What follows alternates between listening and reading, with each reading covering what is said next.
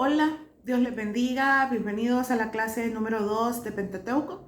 Vamos a comenzar ahora a hablar un poco acerca de Abraham, ¿verdad? El título que ustedes tienen ahí en su material dice Pruebas de Abraham.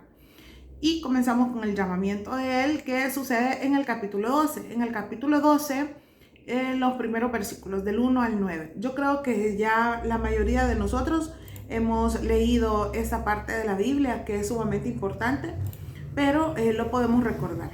Génesis 12 nos dice lo siguiente: pero que Jehová había dicho a Abraham, vete de tu tierra y de tu parentela y de la casa de tu padre a la que te mostraré, y haré de ti una nación grande, y te bendeciré y engrandeceré tu nombre, y será bendición. Bendeciré a los que te bendijeren, y a los que te maldijeren, maldeciré, y serán benditas en ti todas las familias de la tierra.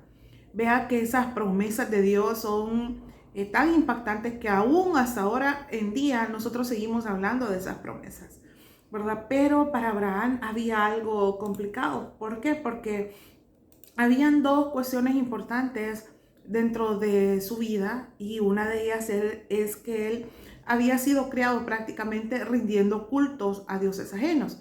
Tenemos ahí la cita de Josué 24:2, donde al final dice que Taré, padre de Abraham, y Nacor servían a dioses extraños. Entonces para él tuvo que haber sido en un principio pues nada fácil, ¿verdad? Darse cuenta de que él estaba equivocado, que hay un solo Dios.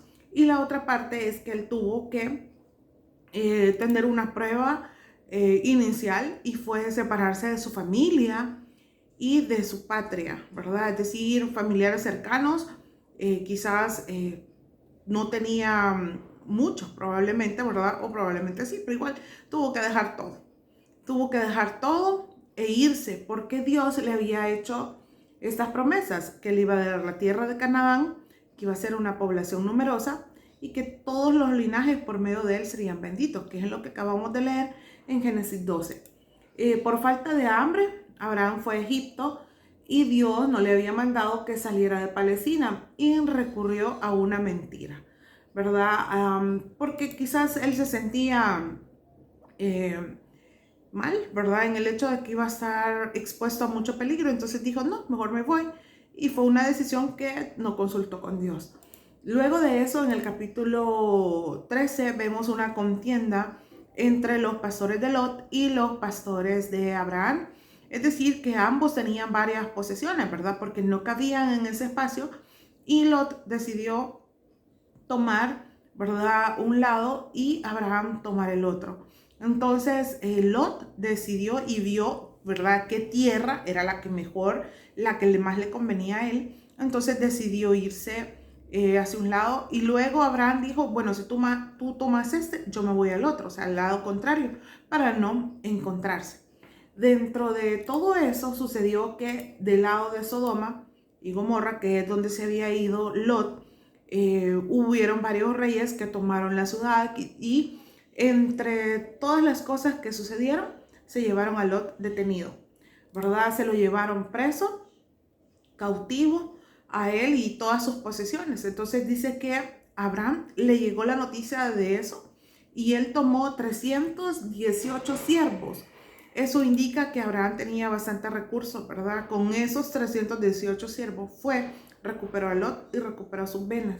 En ese mismo momento también aparece un rey, y que nada más se menciona acá en Génesis y no se vuelve a mencionar en todo lo que es el Antiguo Testamento, que es el Melquisedec, quien agasajó a Abraham con alimentos.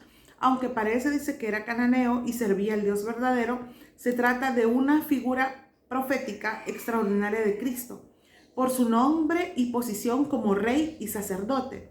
Eso lo vemos en Hebreos 7, del 1 al 13. Y su nombre significa rey de justicia y rey de paz. Vea que desde qué momento, ¿verdad? Acuérdense ustedes de la profecía mesiánica de Génesis 3:15. Ahora nuevamente se vuelve de alguna manera es un recordatorio, ¿verdad?, de lo que Dios pensaba hacer, ¿verdad?, al mandar a Jesús. Aunque no está aquí de forma así como muy explícita, pero sí pues ya de alguna manera se mencionaba. Luego Dios hace un pacto con Abraham en el capítulo 15. Este pacto se llama el pacto de los animales partidos, ¿verdad? Después de estas cosas, dice, vino la palabra de Jehová a Abraham en visión diciendo, no temas, Abraham, yo soy tu escudo y tu galardón sobremanera será grande. Y respondió Abraham, Jehová, ¿qué me darás siendo así que ando sin hijo? Y el mayordomo de mi casa es este Damaseno Eliezer. Dijo también Abraham, mira que no me has dado prole, y he aquí que mi heredero será un esclavo nacido en casa. Luego vino él, palabra de Jehová diciendo, no te heredará sino un hijo tuyo será el que te heredará. Y lo llevó afuera y le dijo, mira ahora los cielos y cuenta las estrellas si las puedes contar. Y le dijo, así será tu descendencia. Y creyó Abraham, esta palabra es tan clave, creyó a Jehová y le fue contado por justicia. Eso fue lo que hizo Abraham. Y eso fue lo que lo llevó hasta estar hablando hoy en día, pues de él, ¿verdad? Como el padre de multitudes, como el padre de muchedumbre. Luego nosotros tenemos acá en su material, ¿verdad? Que hay dos tipos de pactos, el condicional y el incondicional. Uno tiene ciertas condiciones y el otro es pura promesa sin condición alguna. La relación que se establece aquí como base del pacto es incondicional, ¿verdad? Dios le estaba diciendo a Abraham que iba a ser incondicional. Dios sigue siendo el Dios de Israel aun cuando el pueblo no lo quería. Pero por otra parte, el pacto sí era condicional. La bendición de Dios siempre se relacionaba con el comportamiento del pueblo. El hecho que Dios eligió a Abraham y al pueblo de Israel no se puede cambiar, pero la relación diaria entre este pueblo y su Dios depende mucho de la obediencia de dicho pueblo, ¿verdad? Dios siempre va a cumplir su palabra, Dios siempre va a cumplir sus promesas y muchas veces algunas cosas no se cumplen, no porque Dios no quiera, sino que a veces nosotros, ¿verdad?, estorbamos parte del proceso de que Dios tiene para nuestras vidas. Luego, si nos vamos al capítulo 16, hablamos de Agar e Ismael. Agar e Ismael en el capítulo 16, usted sabe que Sara, de alguna manera, dudaba, la esposa de Abraham, dudaba mucho de que ella pudiera tener un hijo ya siendo mayor. Entonces ella, digamos, como muchas veces lo hemos mencionado y lo hemos escuchado, Sara, digamos, intentó como ayudarle a Dios y diciéndole a Abraham, toma a Agar, ¿verdad? Y ten con ella un hijo. Algo muy importante que sí, ¿cómo se llama? Me llamaba la atención es de cómo Agar, ¿verdad? Fue alguien tan obediente a la larga, pues, o sea, sabiendo y probablemente ella no sabía nada de lo que estaba sucediendo, de las promesas que Dios le había dicho a Abraham. Ella simplemente fue obediente e hizo lo que su sierva le decía. Dice que Ismael significa un hombre fiero, literalmente significa asno salvaje. Esa hace una comparación para los descendientes árabes. Eso lo vemos en Job 39 del 5 al 8. Y donde han sido nómadas del desierto, amantes de su libertad, evitando toda sujeción. Se menciona por primera vez el ángel de Jehová en este capítulo, en el 16:13, ¿verdad? Recuerden que ustedes pueden ir siempre leyendo la referencia bíblica que nosotros podamos tener. El 16:13 dice así. Entonces llamó el nombre de Jehová que con ella hablaba. El nombre de Jehová que con quien ella hablaba. Tú eres Dios que ve, porque dijo, no he visto también aquí al que me ve. Por lo cual llamó al pozo, pozo del viviente que me ve. He aquí está entre Cades y Bered. Y Agar dio a luz a un hijo a Abraham. Y llamó a Abraham el nombre del hijo que le dio a Agar, Ismael. Y dice que Abraham era de 86 años cuando Agar dio a luz a Ismael. Yo creo que aquí esto le trajo a Abraham muchas cosas, porque él tendría que haber esperado a que hubiera nacido Isaac, pero no pasó, ¿verdad? Pero bueno, Dios siempre va a usar todo, ¿verdad? Para poder hacer que se cumplan las promesas. Muchas veces, quizás por eso a veces las promesas de Dios tardan en cumplirse en nuestra vida, porque nosotros tratamos de ajustarnos, de decir, quizás voy a hacer esto para que tal vez Dios me bendiga por acá, voy a hacer esto otro para que Dios haga esto. Entonces muchas veces Dios dice, bueno, está bien, hazlo, ¿verdad? Pero no era ese mi plan, pero está bien, si tú quieres hacerlo, hazlo, porque tenemos libre albedrío. Entonces tenemos que tener mucho cuidado en confiar en las promesas de Dios, hacer lo que nosotros tengamos que hacer, lo que Dios quiere que nosotros hagamos, para que las promesas de Dios se cumplan y no esperar este tiempo, este momento, todo lo que pasó a Abraham, de verdad. Dios todas esas cosas las usó para bien. Las usó para bien porque de alguna manera, ¿verdad? Abraham, ¿verdad? Igual, ¿verdad? Dijo, bueno, quizás por aquí es. Y muchas veces creo que ya algunos, y creo que la mayoría de nosotros tal vez hemos cometido ese error y pensamos que Dios va a actuar de una manera y Dios no ha pensado de esa forma, sino que nosotros somos los que decidimos cómo hacerlo. Luego vemos en el capítulo 17, ¿verdad? Habla de que Dios, ¿verdad? Sella con la circuncisión. De edad de 75 años era Abraham cuando salió de Aram y ahora tenía 99. Las 7 señales que obró el Señor fueron: uno, que le cambió el nombre. Ya no se iba a llamar Abraham, ¿verdad? Que significaba padre enaltecido, sino que Abraham, que era padre de una multitud. El hecho del cambiarle el nombre era una señal del favor divino. Luego estaba la circuncisión, que los profetas también habían hablado de la circuncisión del corazón y de los oídos, refiriéndose a la obediencia y a la ley divina. Luego tenemos la destrucción de Sodoma y Gomorra en los capítulos 18 al 19, 38. Yo creo que esta es una historia muy conocida. Sabemos que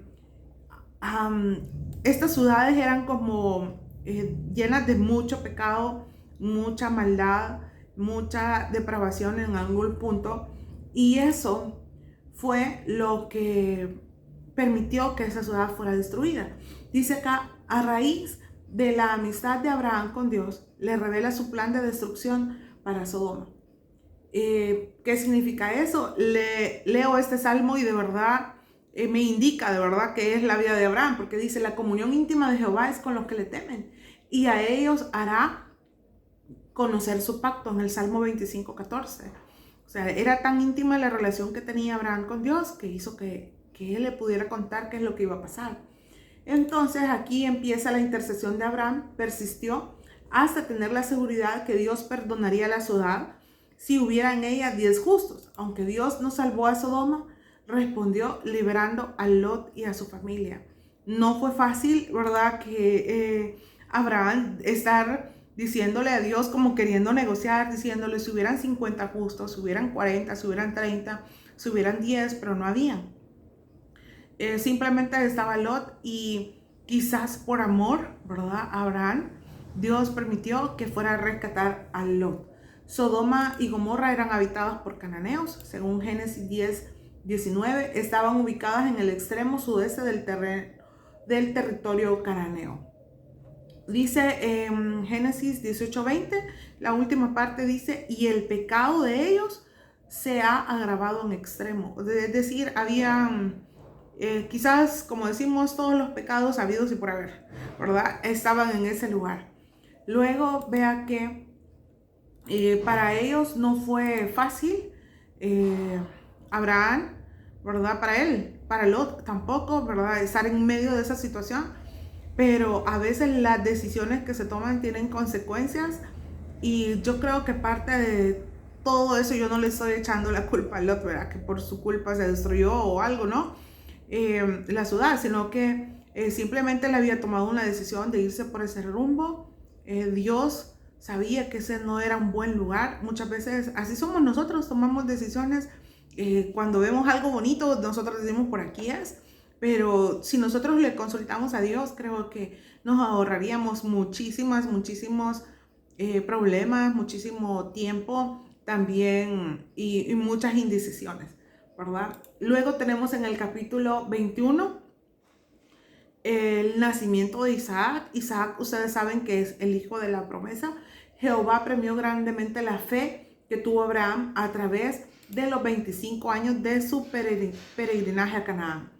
Dice que Ismael, quien tendría aproximadamente 16 años pasaron todavía para que Abraham pudiera tener a Isaac, demostró su carácter burlándose de Isaac. Sara pidió a su marido que expulsara a Ismael. Dios estaba con Ismael y lo cuidó en su juventud, haciendo posible el cumplimiento de la promesa hecha de que por su medio haría una gran nación.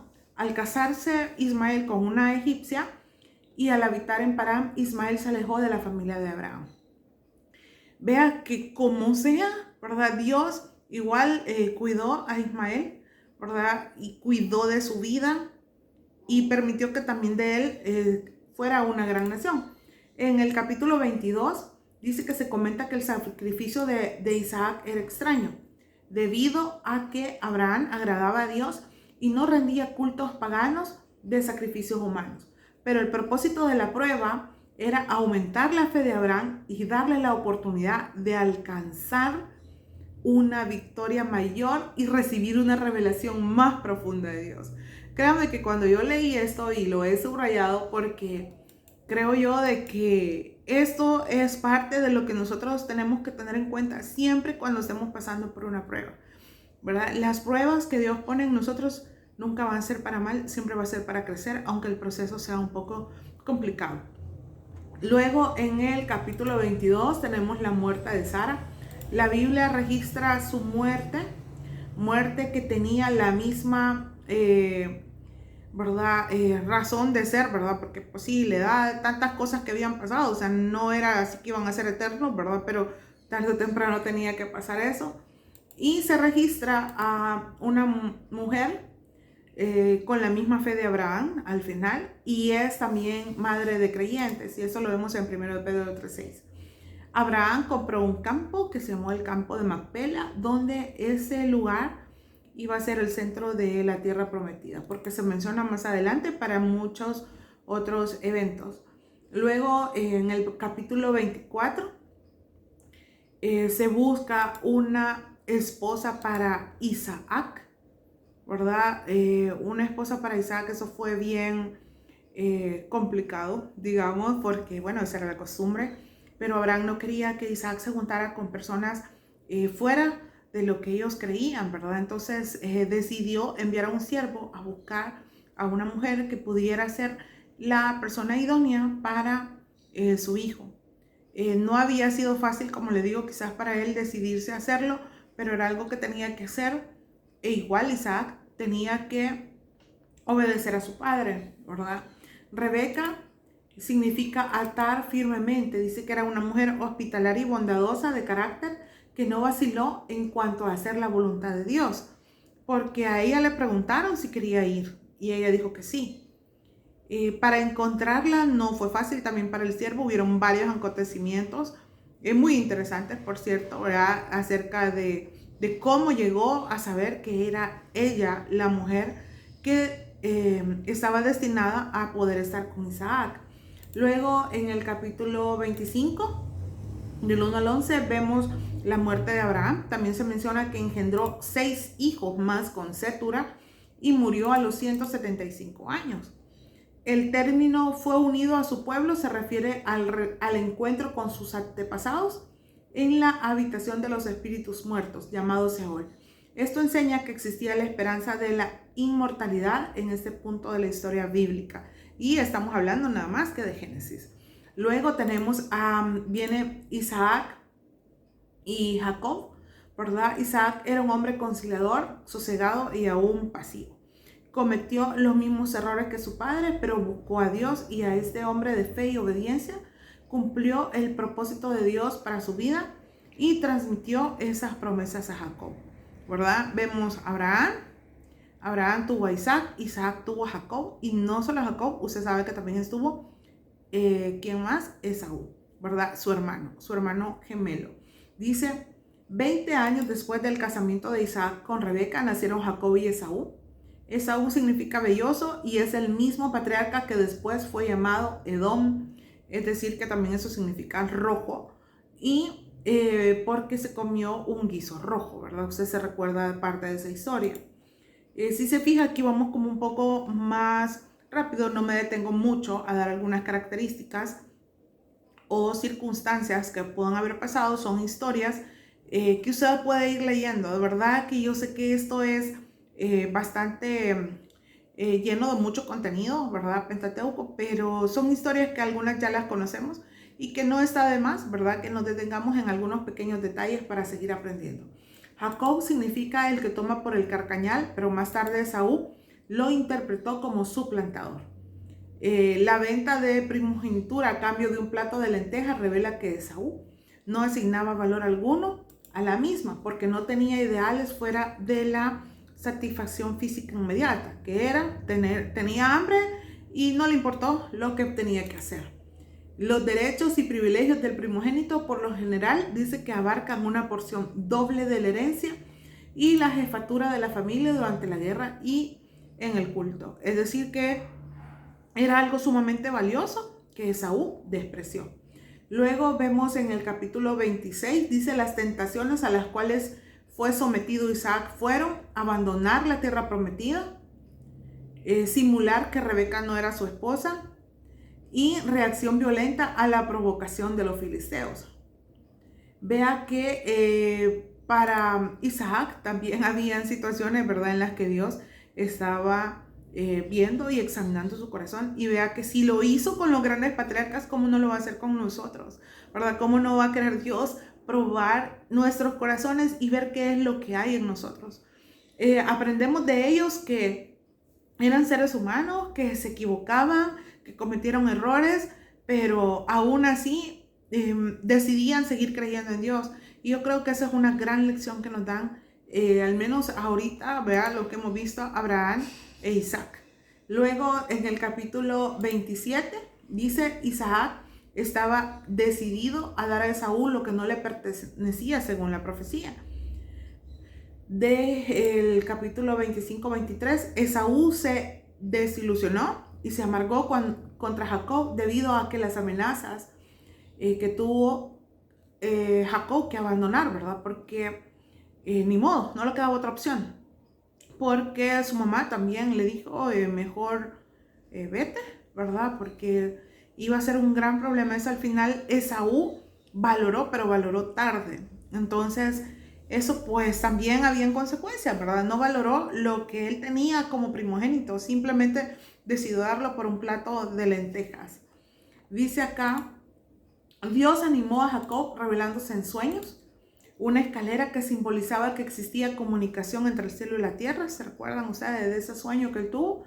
Jesús aludió a esa visión, Juan 1:51. La escalera es una prefigura de Jesús, mediador entre el cielo y la tierra y único acceso al Padre. Y eso lo vemos en Juan 14:6, ¿verdad?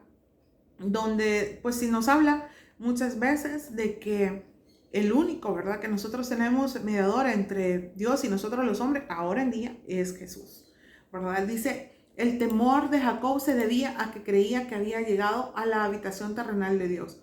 El ungimiento de la piedra fue un símbolo recordatorio del lugar hecho santo para la visión. Y luego tenemos los capítulos 29 y 30, que dice que durante los 20 años que Jacob vivió en casa de Labán fueron duros, ya que empleó contra Jacob la vieja arma del engaño que años atrás había utilizado Jacob. Ustedes saben qué fue lo que le pasó a él, ¿verdad? Llegó huyendo. Él se había enamorado de Raquel, pero Labán le dio a Lea. Él fue engañado tal como él ya lo había hecho antes. O sea, digamos que él estaba cosechando lo que había sembrado. Luego dice que Raquel era hermosa y parece que Jacob la quiso desde el primer momento de su encuentro. Como no tenía los recursos para pagar por ella, tuvo que hacerlo con trabajo. Y usted sabe que él trabajó 14 años por ella. Le trabajó 7 años y le dieron a Lea. Y tuvo que trabajar 7 años más por Raquel. Entonces eso muestra también el amor que le tenía. El matrimonio con las dos hermanas trajo consigo dificultades. Estos matrimonios fueron prohibidos hasta en Levítico 18:18, que dice: no tomarás mujer juntamente con su hermana para hacerla su rival. Eso se menciona en Levíticos. En Génesis eso no estaba prohibido y se podía hacer, ¿verdad? No había ningún problema. De la unión poligámica salieron los padres de las 12 tribus de Israel. Sabemos que están Rubén, Simeón, Leví, Judá, Dan, Neftalí, Gad, Aser, Isaacar, Zabulón, José y Benjamín. Los últimos 2 hijos fueron de Raquel. Benjamín nació años después en la tierra de Canaán. Vea que hemos corrido de verdad con estas historias, pero yo creo que aprendemos de cada uno de ellos para nuestras vidas. Gracias por estar hasta acá. Que Dios les bendiga.